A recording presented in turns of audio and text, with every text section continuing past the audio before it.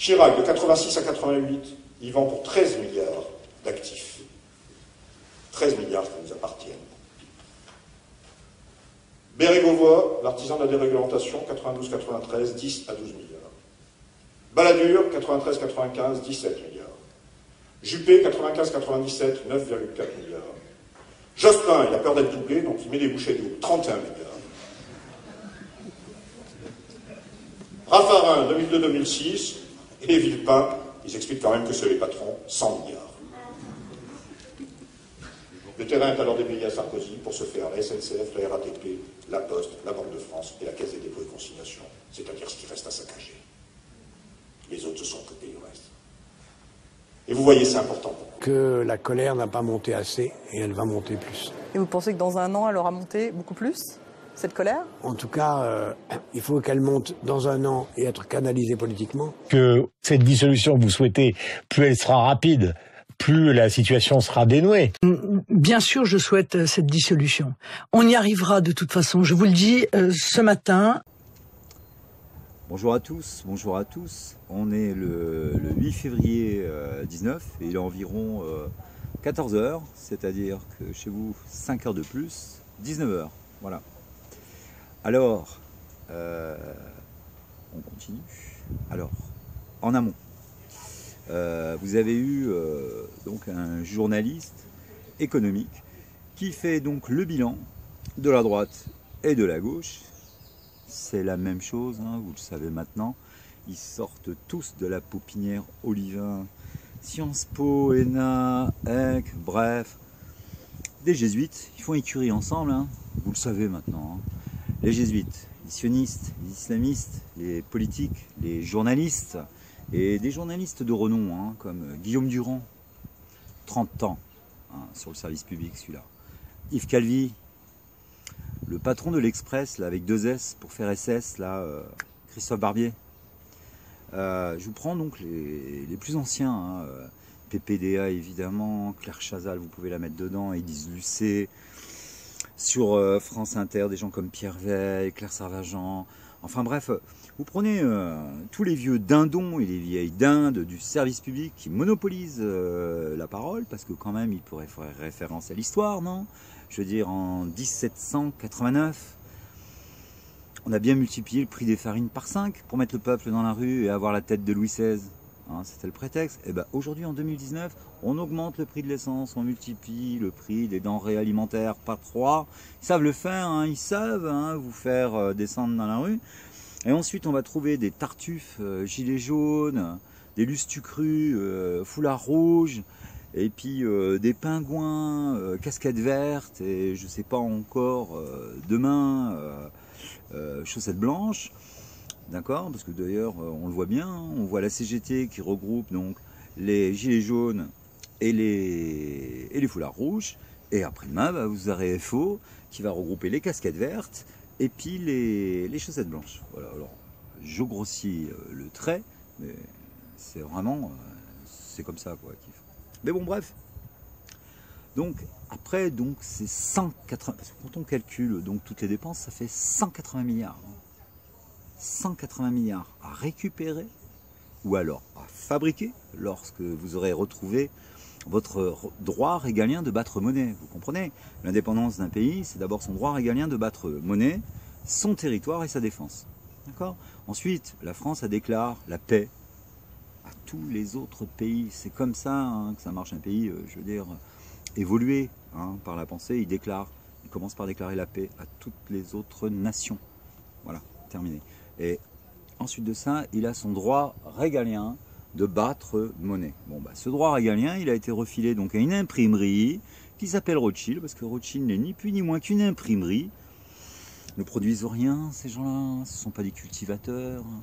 Bref, donc, on nous a confisqué ce droit régalien de battre monnaie, et quand on perd ce droit régalien-là de battre monnaie, évidemment, on est à la merci de toutes les autres économies. Mais bon, bref, vous avez compris, donc, s'ils ne faisaient pas comme ça, eh ben, vous ne seriez pas aujourd'hui à voter à près de 10 millions pour le Front National. Donc, qu'est-ce qui se prépare? Et Attali donc, vous l'annonce 1 an avant l'élection de Macron. Hein. un an avant l'élection de Macron, il vous annonce donc une fois qu'il sera élu, donc il faudra canaliser la colère, et la canaliser pour qui? Eh ben, pour les élections qui se préparent, où ils vont vous faire un package, et tout ça donc en tête de liste, donc bah, ça sera Le Pen donc, qui conduira donc le mouvement avec Dupont-Aignan. Voilà donc la situation dans laquelle eh ben, vous trouvez. Mais sans l'action des journalistes, on n'en serait pas là. Parce que quand même, et là j'ai un mot pour les électeurs du Front National, réfléchissez un petit peu. Marine Le Pen, vous l'avez sur TF1, vous l'avez sur France 2, vous l'avez sur France 3, vous l'avez sur Canal+, vous les avez sur toutes les radios. D'accord? Ça c'est un fait. Personne ne peut le contredire. Hein. Ensuite, vous allez sur YouTube, vous l'avez dans la fausse dissidence, avec des...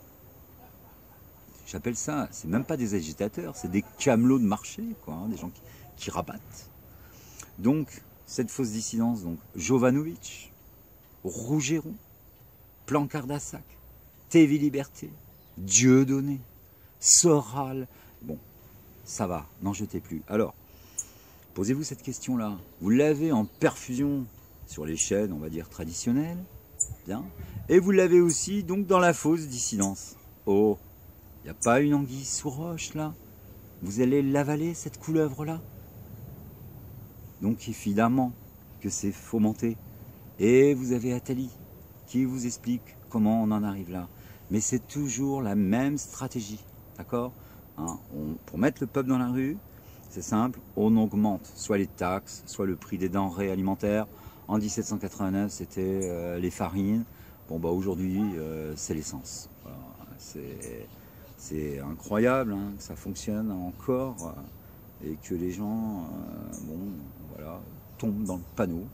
Mais ça, donc, c'est grâce quand même donc, à ces agitateurs, journalistes qui sont ni plus ni moins que des pervers narcissiques. Parce que qu'est-ce que c'est qu'un pervers narcissique? En fin de compte, c'est un cerveau reptilien, hein, d'accord? L'IRM aujourd'hui, et d'ailleurs, si on voudrait, je veux dire, assainir, je veux dire, les gens qui dirigent ce pays, hein, les diagnostiquer avant même qu'ils prennent leurs fonctions, bah, c'est l'IRM. Et là, vous voyez, on se rend compte à quel point l'IRM serait efficace. Parce que des gens comme, allez, je vais prendre les plus anciens, Yves Calvi, Guillaume Durand, n'auraient plus leur place sur le service public ou à l'antenne s'ils passaient sous IRM demain. Attali, Gérard Longuet, Édouard Balladur, Jean-Louis Debré. Je vous ai pas oublié Jean-Louis Debré. N'inquiétez pas. Hein. Voilà. D'ailleurs, au passage, il s'est passé quelque chose là, il y a une semaine. Figurez-vous donc que le comte de Paris est décédé un 21 janvier. Et cette date-là coïncide avec la mort de Louis XVI. Alors, ce qui est plus surprenant, c'est que donc en temps, ça s'est passé, mais aussi en heure, à la même heure.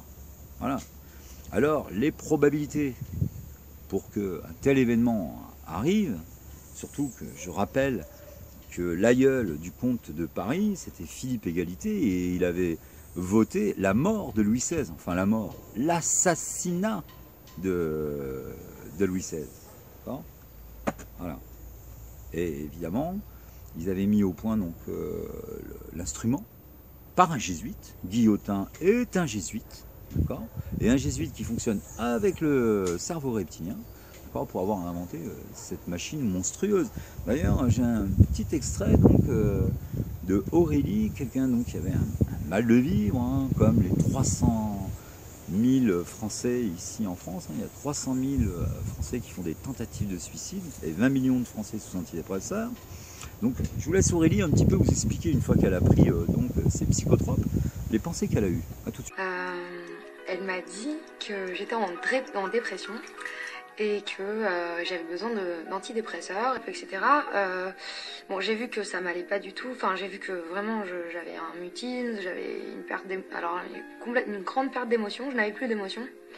Ça veut dire quoi, ne plus avoir d'émotion? Ça veut dire que finalement, il peut y avoir un accident de voiture en face de nous, ça va pas nous faire réagir. Je veux dire, on est là, comme ça, observer, mais on n'a plus d'émotion du tout. Voilà. Et j'ai commencé à avoir des délires psychotiques. Alors ça veut dire que j'ai commencé à avoir envie de tuer des gens. Voilà. Donc j'avais envie de tuer des gens. Ça veut dire quoi? Ça veut dire que je marchais dans la rue, la seule chose que je voulais, c'était avoir un fusil dans la main et tirer sur une foule. C'était pas simplement le tuer des gens, c'était aussi les décapiter. C'était la décapitation. Je suis arrivée totalement saine d'esprit, avec un petit problème que beaucoup de gens vivent, même autour de moi, très fréquemment. Et je suis sortie en fait avec dans la main l'ordonnance qui me menait droit vers la maladie mentale. Voilà, donc le parallèle est facile à faire entre Aurélie qui prend ses psychotropes et qui a envie de couper des têtes, d'accord, et Guillotin, jésuite, fonctionnant sur le cerveau reptilien. Je vais encore le répéter qu'on peut donc facilement visualiser par le biais de l'IRM. Lui aussi donc invente la machine donc à couper des têtes, hein, d'accord. Mais dans les deux cas de figure, le cerveau reptilien donc est, si vous voulez, donc omnibulé, d'accord, pour donc, si vous voulez, détruire son adversaire. Voilà, c'est le fonctionnement du pervers narcissique qui est essentiellement un psychopathe, quoi. Donc il manipule la conscience. Alors comment est-ce qu'il a fait pour manipuler la conscience? Alors, ça, il faut aller rechercher Édouard Bernays.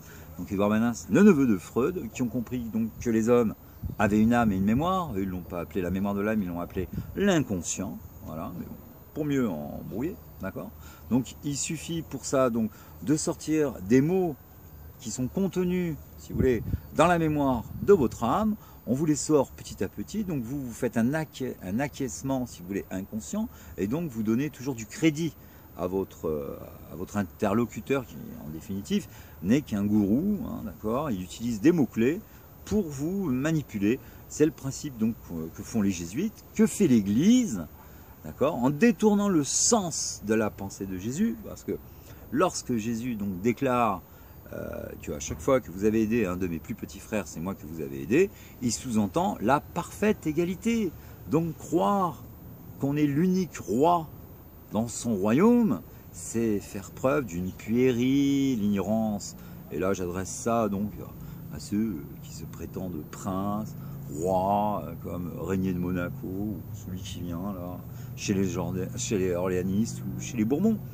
D'accord, hein, on est tous donc à égalité. En fin de compte, la différence se fait parce que y en a qui font plus de connexions cognitives, c'est-à-dire qu'on fait un devoir de mémoire, tout simplement, et ça, ça passe par la culture.